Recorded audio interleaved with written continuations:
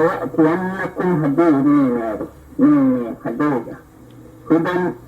هديه كيناد كمان طريقة كثيرة دعوة هنيتوجة فلا خوف. الحمد لله الذي هدانا للإسلام وكفى بها نعمة. السلام عليكم ورحمة الله وبركاته. walaalayaal waxaan doonayaa inaan idinla wadaago casharo taxano ah oo aan runtii maalmahan aan diyaarinayay. casharada tan waxay ugu dhasheen inaan idinla wadaago markii aan runtii maraan baxthi ku sameynayay buug aan qorayay oo kan ah. markaasaa waxaan la kulmay runtii siiro badan iyo tafaasiil fara badan oo islaamka ku saabsan oo aanan hore u aqoon ama hab aanan hore u aqoon aan u bartay. markaasaa runtii waxay i xiise gelisay. waxaan is iri aqoontan yaysan kula fariisan ee runtii la wadaag dadka kuugu dhow iyo kuwa kale aad maxaan ku rahdaa u marsiin kartid social mediaha, gaar ahaan YouTube iyo Facebook iyo meeshii kale ee runtii Allah subxaanahu wa tacaala uu qadaro. aqoontan waxay iga tahay in aanan ku mudan ciqaab iyo shiddo kale. waxay iga tahay gudbi oo aan doonayo runtii inaan la wadaago qof kasta oo i fahmaya luqadda aan ku hadlayo garanaya iyo waxaan ka hadlayana danaynaya insha allahu inaan la wadaago. marka sidaas bay iga tahay. buuggan oo runtii aan aad u jeclaystay oo siirada ah waxaa la yidhaahdaa Revelation, waxaana qoray Micraaj Muxyidiin oo insha allahu aqoontayada badankeed waxay ku salaysan tahay iyo sawirro qaarkood aan isticmaali doono waxa ay ka imaanayaan buugganna runtii waxaan ugu talagalay markaa dhalinyarada in ay wax badan ku bartaan oo islaamka dabadeedna waxaanaan samaynayo recordingkanna waxa uu u yahay supplemental information. waa akhbaar dheeri ah oo buugga dhalinyaradu markay akhristaan ay ka heli karaan wax kaloo details halkan oo buugga aanan ku qorin laakiin as a summary buuggu ugu qoran yahay. walaalayaal waxaanu ognahay in Allah subxaanahu wa tacaala diinta uu inoo soo dejiyey uu inagu manaystay ee aan dhammaantayo aynu aaminsannahay qur-aanka iyo islaamka ah. qur-aanku waxa weeyaan waa kitaabka caalamka loogu akhrinta badan yahay oo qof kasta oo da'diisu ha yaraato da'diisu ha weynaato, caruur iyo ciroole, rag iyo dumar, qof kastaa akhriya, maalin kastaa la akhriya, saacad kastaa la akhriya. qof kasta maxaan ku radaa haddana waa kitaabka loogu xifdi badan yahay oo qof ma jiro oo caalamka kitaabka qur-aanka loogu xifdi badan yahay kitaabka looga xifdi badan yahay ma jiro, maadaama uu yahay akhrinta number 1, xifdinta number 1 oo maalin kastaaba dadku ay akhrinayaan, ha ahaato dhammaantii, ha ahaato qaybo ka mid ah, ha ahaato maxaa la dhihi jiray aayaad iyo maxaan ku rahdaa in yaroo lagu tukado ha noqotee. waxaa kaloo haddana beryahan dambe akhriya dad badan oo aanan muslimba ahayn ayaa akhriya. waxay u akhriyaan inay iyagu ay research iyo wax baxthi ay wataan iyo inay wax badan ka ogaadaan diintan ayay u bartaan. taasi waa ta aynu marqaatiga ka nahay. waxaa kaloo jirta inuu kitaabkayagii haddana noqday the most misunderstood. waa kitaabka ama buugga dadku aysan aad u fahmin. hadday ahaan lahayd kuwa aananba muslim ahayn oo gaalada ah si qaldan bay u fahmeen ama ay ka aaminsan yihiin. laakiinse waxaa jirta dadka yagii anigoo kala ka mid ah runtii waxyaabo badan oo waxaa jira faham la'aan ah oo sida aynu wax u soo barannay oo runtii wanaagsanayd, laakiinse waxyaabo badan oo casriga kan aynu kitaabkayaga aynu ka fahmi karno, ka baran karno si markaa jacaylka iyo wanaagga iyo maadaama waxyaalo badan oo runtii aan isleeyahay oo aan dib ka ogaaday oo geographically ayaan doonayaa insha allahu calaa kulli xaal inaan buugan kusoo bandhigo. sababtuna waxay tahay oo aan dhammaan aan u dan leeyahayba anigu shakhsiyan 23 sano caalamku waxaa soo martay runtii aan la malaysan karin raadka ay ku reebtay caalamka. waa 23 sano keliya, bal adigu qiyaas 23 sano marka la fiiriyo 1445 oo hadda lagu jira 46 waxay ka noqonaysaa 1% caalamka. haddii la fiiriyo taariikhda bini aadamkana runtii waxay ka noqonaysaa waxaan waxba ahayn. haddii la fiiriyo taariikhda qofka shakhsiga ah ee maanta 60 jirka ama 80 jirka ah 23 sano waxay ka noqonaysaa taariikh aad u yar. marka nabigeena calayhi salaatu wasalaam inta uu yimid ee kitaabka quraanka aayaadkiisa ay ku bilowdeen isagii 40 jir ah sanadu markay ahayd 610 ayaa maxaan ku radaa 33na aanu arki doonaa meesha uu gaarsiin doono taasoo ilaa iyo maanta aynu ku caanamaalayno marka taariikhda yarta ah sida ay wax u dhaceen ayaan insha Allah xooga saaraya markaad fiirisid maafkan oo aan buugan aan ka soo qaatay nabigeena calayhi salaatu wasalaam markii sanadii ay ahayd 610 ciise dabadii ayaa maxaa la dhihi jiray waxa ku bilaabanaya revelation ama waxyigaasi ku bilaabanaya sanadba meel buu taagan yahay 1 iyo 2 iyo 3 marka aad fiirisid sanadahan 1 iyo 2 iyo 3 oo kana 1 2 3 4 5 6 sanadba sanada ka dambayso waa ka muhiimsan yahay waa critical period waana waqtigii ugu horeysay ee early Makkah period dabadeedna 3 sano waxa ku xigi doonta iyana qatar ah oo maxaan ku raadnaa arki doono dabadeedna waxa xigi doonta 3 sano oo kale 6 sano oo late Makkah waqtiga uu nabiga calayhi salaatu wasalaam uu Makkah joogo 6 sano iyana waanu arki doonaa talaabo goob sida islaamka ama aayaadka quraanka ay u soo degayaan iyo goobaha ay ku soo degayaan iyo waxa ay u soo degayaanba dabadeedna waxaynu arki doonaa iyana marka nabigeena calayhi salaatu wasalaam uu ka hijroodo Makkah oo uu Madiina tago ilaa iyo 6 sano marka lagu daro ayagana loo yaqaano early Medina period waqtiga ugu horeeyay ee Madiina iyana 6 sano siday wax u dhaceen ayaanu insha Allah sanad goob iyo sida aayaadka ay u soo degayaan sida ummadda ay wax uga bedelayaan dabadeedna waxaanu u gudageli doonaa iyana 5 sano oo ka dambaysa oo laga bilaabo waqtigaasi Xudaybiya ilaa iyo dhamaadka maxaan ku raadnaa nabigeena calayhi salaatu wasalaam marka uu geeriyoon doono iyo wixii ka dambeeyay marka waanu arki doonaa insha Allah wixii ka dambeeyay ma geli doono waxaan ka hadlayaa oo kaliya waxay tahay 0 ilaa iyo 23 muhiimadeeda dhan waa taa laakiin inta aan la gaarin 23 kan sano ayaa waxaan insha Allah fursad u heli doonaa in aan isku xir sameeyno taariikh kale ka horeysay islaamka intaanu nabigeena calayhi salaatu wasalaam aanu soo gaarin 0 period kan ee maalinta uu waxyigu ku soo bilaabanaya inta ka horeysa kole taariikh muhiim ah oo iyana runtii kitaabka ku qoran ayaan insha Allah isku dayaa inaan isku xiro hadduu Allah idmo kitaabkan sida aan runtii aan markaan qorayay ama marka aan hadda idin la hadlayo aan rabo inaan u sheego waxay tahay anigu marna ma sheeganayo inaan ahay nin sheekh ah marna ma sheeganayo nin siirada wax ka yaqaan marna ma sheeganayo nin tafsiirka wax ka yaqaan oo aqoon dheeriya leh balse waxaan ahay arday baxthi uu sameeyay u suura gashay inuu wax ogaado dabadeedna doonaya ardaynimadiisa awoodiisa intay la egtahay ku gudbiya waa qaldami karaa haddii aan qaldaman halaysaxo oo diyaar waxaan u ahay inaan halkan ad wala wadaagto wixii saxida haddii aan saxsanahayna ama aan kula wadaago sida aniguba aan runtii uga helay haddii aan kula wadaago wax muhiim ah ama maxaan ku fahamka aad diinta ka haysatay wax ku kordhin kara runtii waalo waxaan jeclahay adno inaad sidaas aad u qaadato hadduu Allah idmo marka narrative-ka sheekadan ay ku soconaysaa waxay tahay nin aqoon-yahan ah oo historian ah oo professor ah ayaa maxaa la dhihi jiray wuxuu kaxaynayaa wiil iyo gabar oo Salmaan iyo Sumayya la yiraahdo ayaa waxa uu rabaa inuu caruurtiisa wax baro waqti samar ah dabadeedna ayagu kaxaynayaa wuxuu barayaa marka tallaabo ayuu qaadsiinayaa meelo badan oo islaamka taariikhdiisa ah sida ay wax ku bilowdeen ilaa sida ay ku dhamaadeen marka anoo perspective kaasi ama sida narrative kaasi u wadi doona ayaan insha Allah doonayaa in aan sida u hadlo islaamka marka uu bilaabanayay oo chapterka koowaad maxaan ku buugan runtii ku qoran Journey of the Heart waxa weeyaan mysterious map waxa la yiraahdo ayuu ka bilaabanayaa muhiimadeeduna waxay tahay in aan geographically islaamka iyo diinta islaamka inaanu ku xiriirino buqaadkii goobihii ay saameynta ku lahaa ayaanu doonaynaa marka maabab old ah oo hore oo ancient period ah ayaanu doonaynaa inaan dib ugu fiirino kadibna aanu raad raacno waxaan kaloo runtii danaynayaa waxay tahay food steps wax loo yaqaano waa halkan waxaad ku aragtaa cago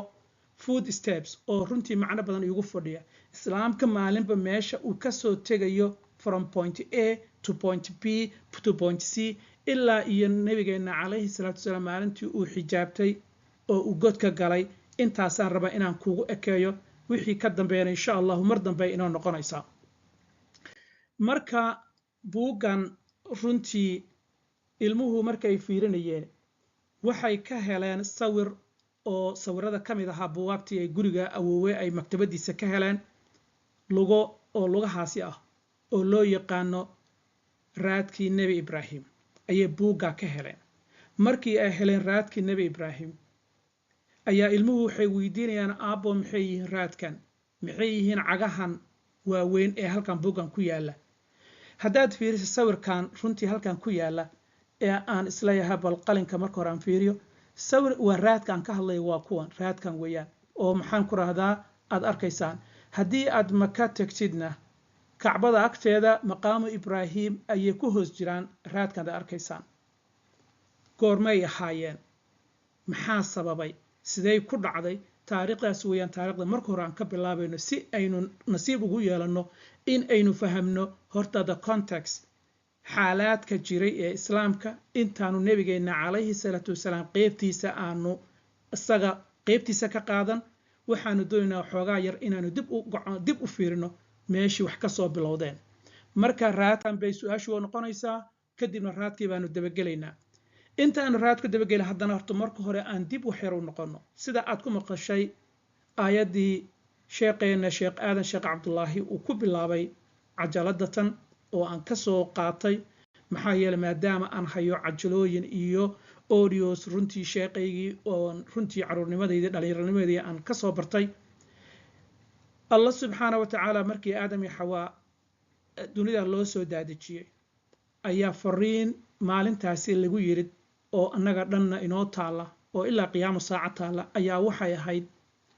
qulna hbituu minha jamiican faimaa ya'tiyannakum minii hudan faman tabica hudaaya falaa khawfun calayhim walaa hum yaxzanuun aayaddaasoo runtii aan saldhigayga ah in allah subxaana wa tacaala markii bini aadam iyo waxa ka farcami doona dhammaantood lagula ballamay cahdigan ah qof baa idin imaan doona oo aniga xaggayga ka socda qofkii raacana waxa weeyaan laa khawfun calayhim walaa hum yaxzanuun waa aayadda aan raba inaan ku bilowdo waxa weeyaan waxayna sadgaraynaysaa hadda kama hadlayno aadan iyo xawaa xaggay kusoo degeen iyo xaggay ahayd taasi waa taariikh kale laakiin waxaan ka soo qaadanayaa aadam iyo xawaa iyo wixii ka dambeeyey dabadeedna xitaa ilaa nuux ma doonay inaan ka hadlo ibraahim bay sheekadooda ka bilaabanaysaa calayhi salaatu wasalaam aayad kale waxaa jirta aan raba iyana arar ahaan inaan kuugu sheego walaalle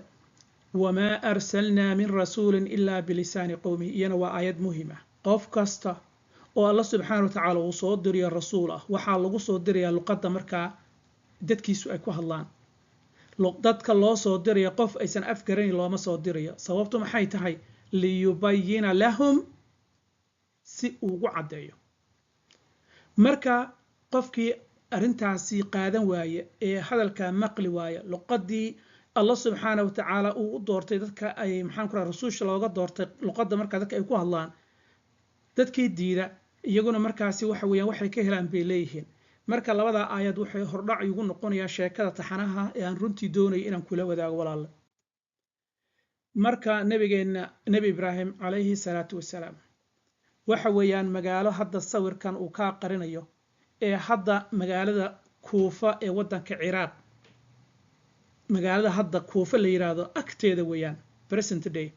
magaaladaas ur baa loo yaqaanaa waa waa magaalada ur magaaladaasi ayuu nebi ibraahim calayhi salaatu wasalaam uu ku dhashay waqti hadda 4,000 sano laga joogo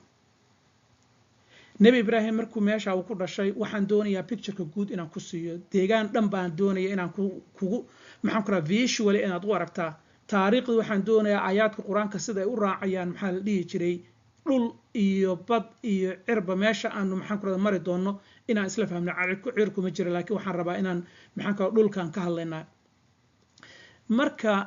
nebi ibraahim markuu meeshaa ku dhashay guriga uu ku dhashay waxa weeyaan meeshaas waxay ahayd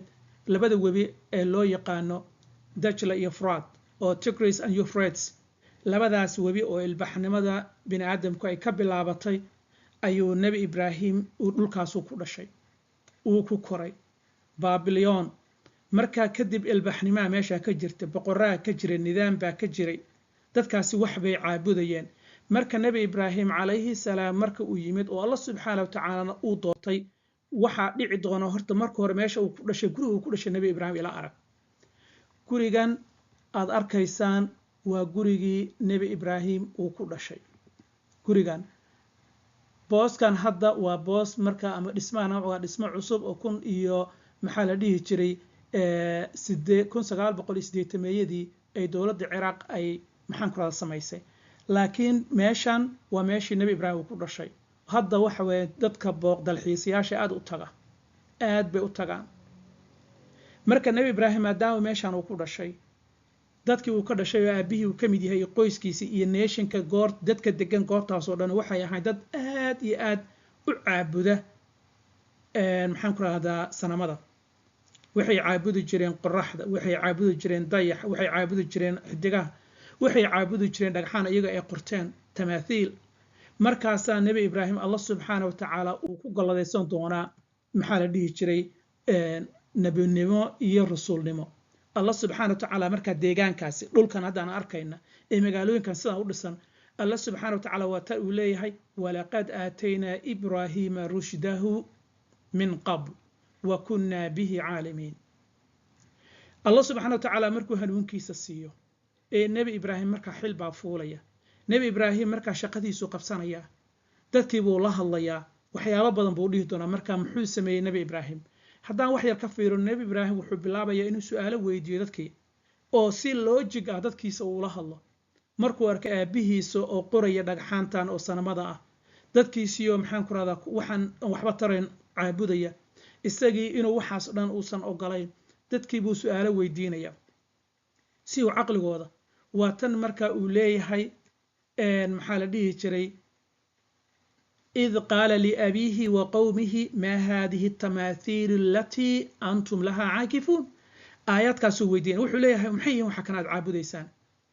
سنمانتان واتكدغنيسان إلهيدا محييين تذكي مركا وديدا وحليهن وجدنا آباءنا لها عابدين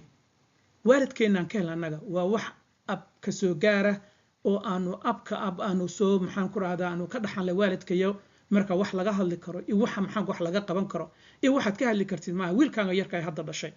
dabadeedna maxaa la dhihi jiray aayada ku xigta ee Allah subhanahu wa ta'ala ayuu wuxuu leeyahay war ka warama hadii idinka iyo waalidkiina aad baadi ku sugan tihiin idinka iyo waalidkiina haddaad baadi ku sugan tihiin ka warama sidee wax u jiraan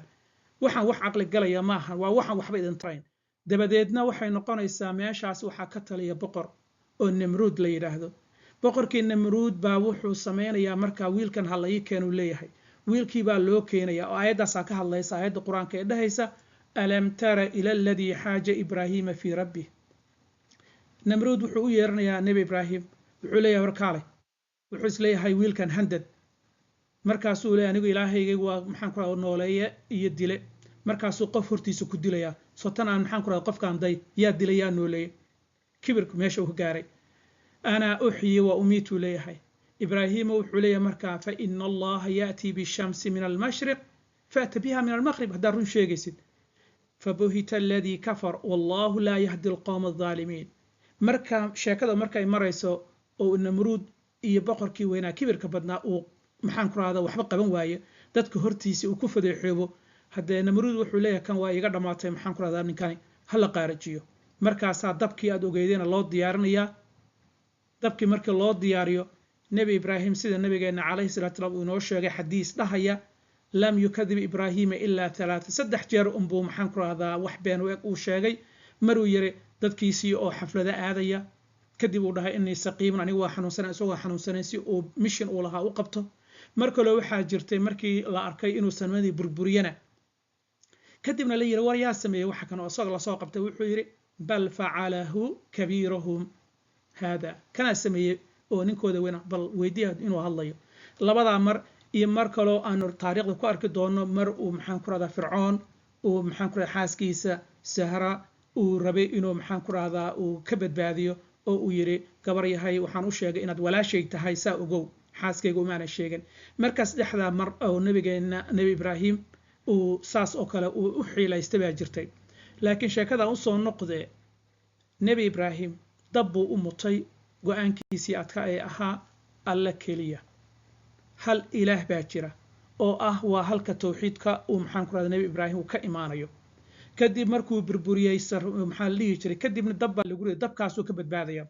muxuu samaynayaa marka nabi ibraahim maxaan ku radaa wuxuu arkayaa marka meesha inaysan waxba faa'iido lahayn kadib allah wuxuu amar ku siinaya inuu isaga tago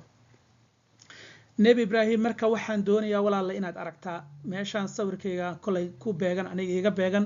magaalada ur la yiraahdo hadda maxaan ku radaa meesha aan ku sheegay Ciraaq ku beegan ayuu ka soo sodcaalaya yaa raacayo aaminay hal qof halka qof waayo luud nabi luud oo adeer uu yahay ayaa la joogay oo dhibka maxaan ku radaa arkayay kadibna maxaan ku radaa halka qof kaliya ayaa rumeeyay oo aayada subxaanahu wa ta'ala Allah uu ku leeyahay marka socodkiiba soo baan tijaabinaynaa waa ka soo dhaqaaqay magaaladii or Babylon waa isaga soo tagay wuxuu soo socday magaalo xaraam la yiraahdo oo hadda ku taala borderka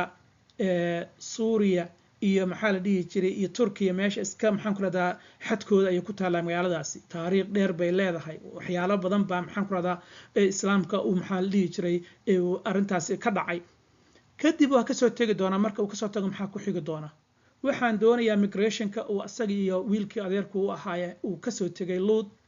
xaraam u soo aadeen aayaddu waxay leedahay cid rumaysa ma jirto aan ka ahayn luud kadibna waxay yiraahdeen aan isaga tagna meeshan xagee ka dhacaysaa waxay ka dhacaysaa wadada tan ay ka dhacaysaa oo quraanka marka akhrinaysa aayaadka nabi luud iyo nabi ibraahim iyo soo kasoo tagooda meesha kasoo tagayaan waxay ka dhacaysaa waxay tahay waa goobtan raadkan uu qaadayo iyo meeshan bay isla soo marayaan waa magaalada waa ur aan ku calaamadeeyo magaaladu waa magaalada uu ku dhashay waa tan aan calaamadeey meeshaas uu ku dhashay kadibna nabi ibraahim iyo nabi luud markay soo cararaan waxay imaanayaan point 2 oo hadda meeshan ah oo u taala near Turkish and Syrian border way hadda ku taala meeshaas kadibna waa ka soo sodcaalayaan wadadaas ay soo marayaan halkaas ay marayaan kadibna taariikh badan baa meesha ka bilaabanaysa marka ilaa hadda maxaa weeyaan nabi ibraahim inuu u mutay dab markii reerkiisii ummadiisii dadkiisii qoomkiisii ay diideen inay rumeeyaan waa ka soo sodcaalaya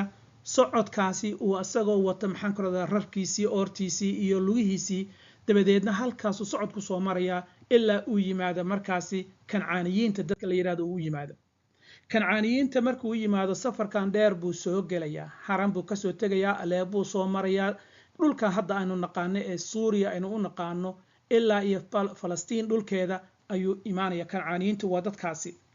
marka uu yimaado ayaa sheekada ugu muhiimsan ee wadanka maxaan ku safarkaasi ka dhalanaya ayaanu insha Allah ka hadli doonaa maxay tahay sheekadaasi koo markuu u soo sodcaalo maxaan ku dhulkan kancaaniyiinta ama Egypt ama Masar maxaan ku raahdaa iyo kadibna uu helo gabadha la yiraahdo Haajira sida uu ku helay insha Allah iyana waanu ka sheeka doonaa sheekadaasi kulay in gadaal ka iman doonta jeclahay dib hadaan u noqdo meesha aan ka hadlayo nabi luud loo diray waa meeshan waa meel badal ahmar la yiraahdo Red Sea oo hadda aynu naqaano oo haddana halkaana ay tahay Suez Canal waa Masar halkaana aynu naqaano ee Gulf of Aqaba ay tahay kadib arag marka nabi luud waxa loo diray oo la yiraahdo qoom luud waa halkaasi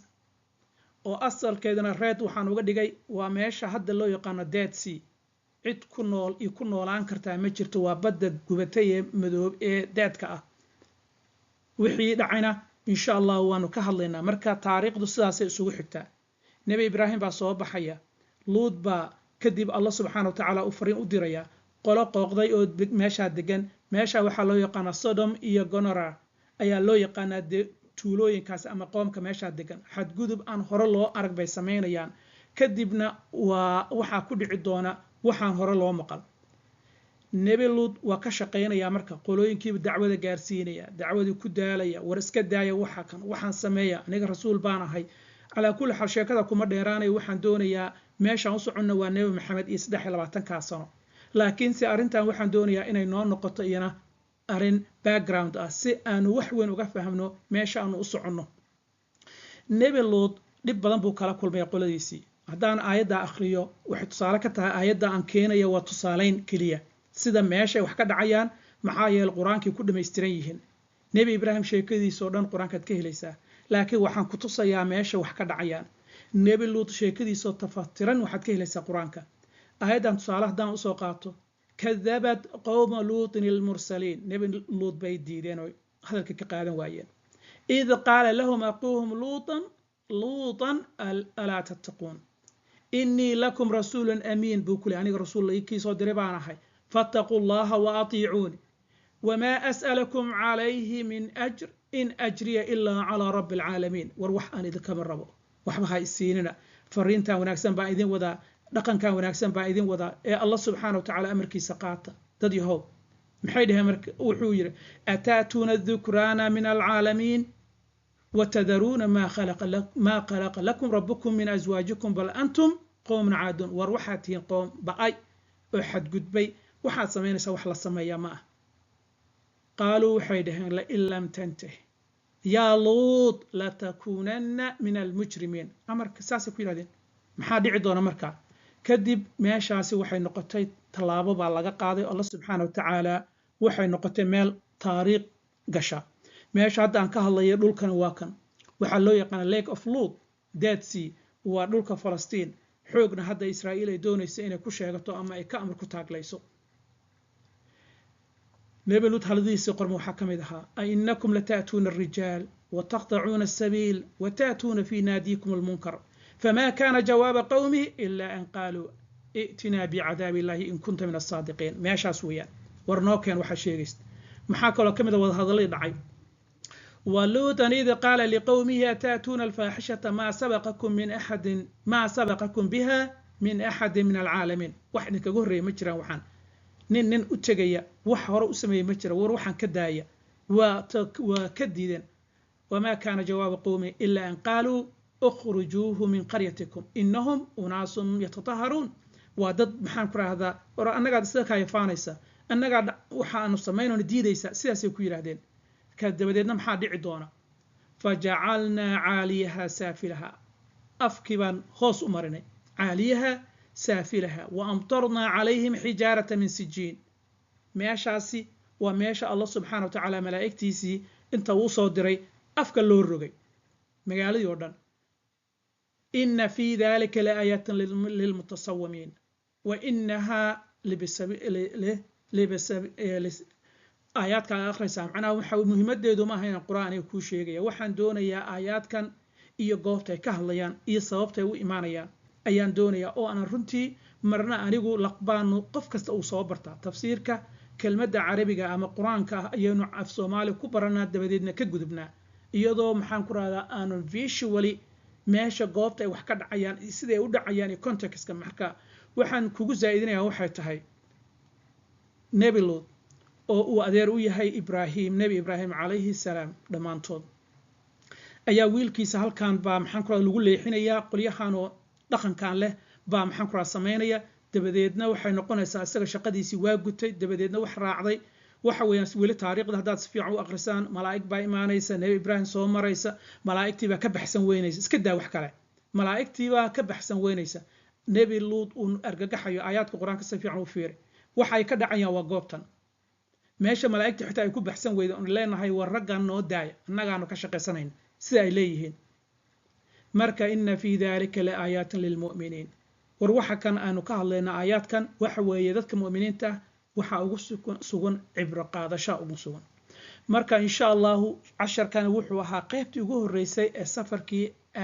Ibraahim ka dhashay oo nebi Lut oo isaga side job ahaa, kadibna side-kaasi shaqadaasi nebi Lut intaasaanu ku ekeynaa. waxaanu doonaynaa inaan hore u sii soconno oo aanu maxaa la dhihi jiray nebi Ibraahim iyo socodkiisii aanu sii raacno ilaa uu Maka nageeyo iyo kadib waxa ka dhasha. marka hadduu Allah idmo buugga aan ka hadlayo ee kana qofkii u baahan, dad badan baa weydiiyay xageenu ka helnaa, ilaa hadda waxa laga heli karaa meeshaas oo sawirkaasi iskaan garayso halkaas aad ka heli karaysaa. buugganna oo aan runtii asaga wax badan isticmaali doono ciddii u baahanna waxaa la yiraahdaa Revelation waxaana qoray Micraaj Muxyidiin baa qoray isagana halkaas laga heli karaa oo Amazon baad ka heli karaysaa وبالله توفيق والسلام عليكم ورحمة الله وبركاته وحان رجينيا الله سبحانه وتعالى إنه إيسهله وحان دوني إنان قلته أنيقو أنا قلت لقلي إن أن محان كرادا أن مقع إيا فيم إيا مقع متكودنا إيا العقد متكودنا إنان كهلو وجيديدو أيتهي إن أن حل إسارة أنكو قلته إله بانا أقلوب طيادة أنا دوني إنان أمدكو قارسيو عدي كفايدي ستنا إن شاء الله وجزاكم الله خيرا والسلام عليكم ورحمة الله وبركاته